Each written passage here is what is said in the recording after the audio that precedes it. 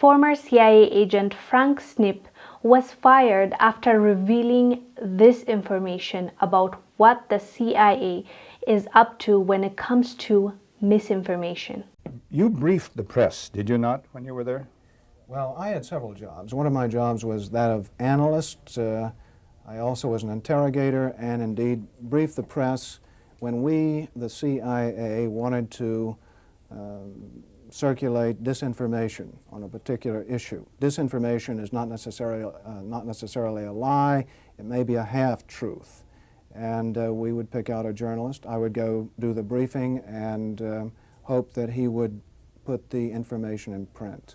For instance, if we wanted to get across to the American public that the North Vietnamese were building up their force structure in South Vietnam, I would go to a journalist and advise him that in the past 6 months, X number of North Vietnamese forces had come down the Ho Chi Minh Trail system through southern Laos. Now, there is no way a journalist can check that information. So either he goes with the information or he doesn't, and ordinarily or usually the journalist would go with it because it looked like some kind of exclusive.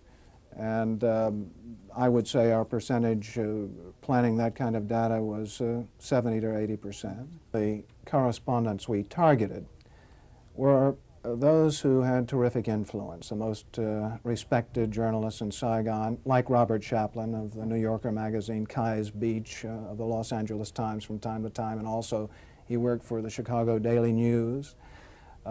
Bud Merrick of U.S. News and World Report, Malcolm Brown of the New York Times, even Maynard Parker of Newsweek magazine. We would go after these gentlemen. I would be directed to cultivate them, to spend time with them at the Caravel Hotel or the Continental Hotel, to socialize with them, and slowly but surely to try to gain their confidence by dolloping out valid information which was true. And then I would drop into a conversation the data that we wanted to get across, which might not be true. One piece of data, for instance, that we managed to plan in the New Yorker magazine had to do with a supposed North Vietnamese effort in 1973 to develop airfields along the border of South Vietnam. The reason we wanted to plant this information was that we were trying to persuade the U.S. Congress that Saigon should continue to get a great deal of aid, and that the North Vietnamese were the chief violators of the ceasefire accord. That was printed in the New Yorker magazine under the byline of Robert Chaplin, as indeed was a great deal of such information which we tried to circulate. If I planted a piece of information with a reporter, I would ordinarily then try to create an environment in which he could not check the information. I would go to the British ambassador and brief him on the disinformation I had just given the reporter. So when the reporter wanted to cross-check what I'd told him with, say, the British ambassador, New Zealand ambassador, or what have you, he would get false confirmation, the same message coming back at him, and he'd say, aha, I've got proof that Frank Snepp told me the truth, when in fact what he'd gotten was simply an echo of what I'd given him in the first place via the British ambassador or other of our friendly diplomatic contacts.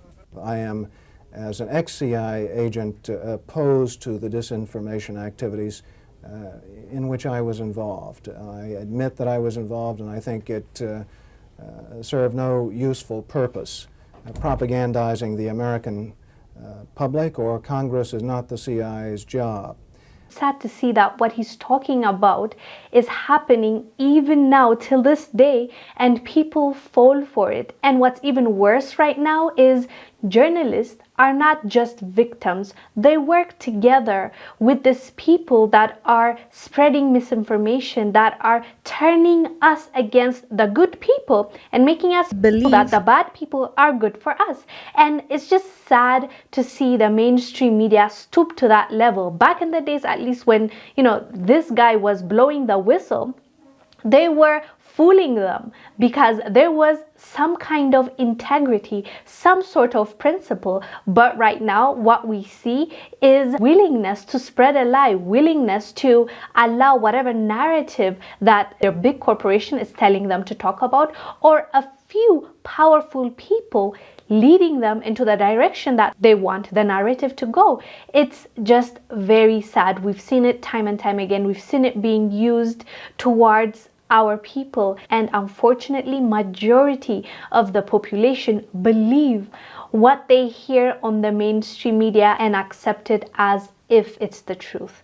Anyways, fam, what are your thoughts about this former CIA agent blowing the whistle, getting harassed because he blew the whistle, and finally got himself fired? Let us know down below what your thoughts are about what he's saying, as well as what is happening in 2023 when it comes to the mainstream media being used as a tool to dismantle countries, to spread misinformation and turn us against each other. I am Wongel Zelalem. I'll see you on the next one. Bye.